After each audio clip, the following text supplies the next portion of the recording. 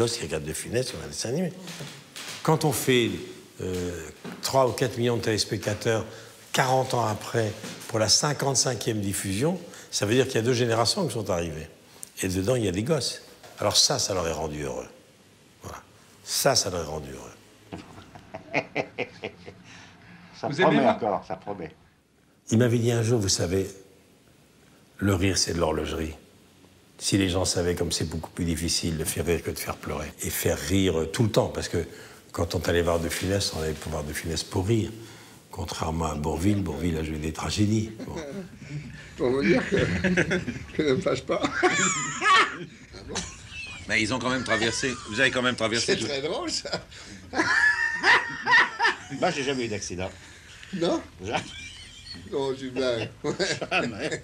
Je me souviens, quand j'ai reçu à la télévision pour la première fois, il était assis, si vous voyez la séquence, il est assis au bout du canapé comme ça, tout timide, avec une petite silhouette, modeste. On a du mal à imaginer que cet homme est le comédien préféré des Français, qui a eu, je sais pas, des dizaines, des centaines de millions de spectateurs. Alors, vous êtes toujours au régime? Toujours au régime. Toujours au régime. Oui, très bien. Mais dites-moi, Louis de Funès, interpréter dans le film de Zidi le rôle du directeur d'un guide gastronomique oui. Et être au régime, c'est quand même quelque chose, car vous étiez au régime pendant le tournage. Ah oui, oui. Et je mange dans le tournage jusqu'à la fin de mes jours, comme ça, je serai au régime. Ce qu'il a tourné, c'est fou. En réalité, je l'ai vu dans les coulisses d'Oscar. C'est là, en réalité, la première fois où j'ai vu ce que c'était De Funès sur scène. Je me suis dit, mais comment il va jouer demain? Il est en apnée, il respire jamais, c'est pas possible. Quand il jouait Oscar, Jeanne, sa femme, venait le chercher, il se couchait au lit, il restait au lit jusqu'au lendemain, 15 ou 16 heures. Plateau repas, il bougeait pas. Comme en convalescence, pour recharger les batteries, pour pouvoir redonner le soir ce qu'il avait donné la veille. Oscar, d'abord, est une pièce de théâtre.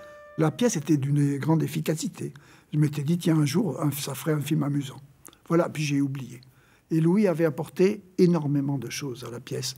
Beaucoup d'inventions sur le plan du mime, sur le plan de l'expression des sentiments, plein de scènes qui n'étaient pas dans la comédie originelle. Donc, je n'avais pas vu cette version-là avant de travailler avec lui. Moi, j'avais mon idée de l'adaptation de cette pièce, mais je n'avais pas vu les trouvailles qu'avait apporté De Funès. Et je les ai un peu découvertes sur le tournage. C'était un peu surprenant pour un metteur en scène de découvrir qu'il y avait une part de créativité de l'acteur lui-même, avec lequel j'étais obligé de composer, mais que je n'avais pas forcément prévu, donc j'étais un peu mal à l'aise. En plus, il n'était pas amoureux de ma façon de tourner. Ça n'a pas été aussi simple que ça, des tournages avec lui, parce qu'il était inquiet, parce que le succès l'angoissait. Voilà, c'est-à-dire que, en général, on dit que le succès fatigue moins que l'attente du succès. Je suis tout le temps à la recherche du grand film. Donc, moi, tous les films que j'ai faits, ce qu'on a fait, me semble déjà périmé, fini, je sais pas, j'en sais rien. J'ai l'impression que c'est périmé reçu. Ça m'intéresse plus.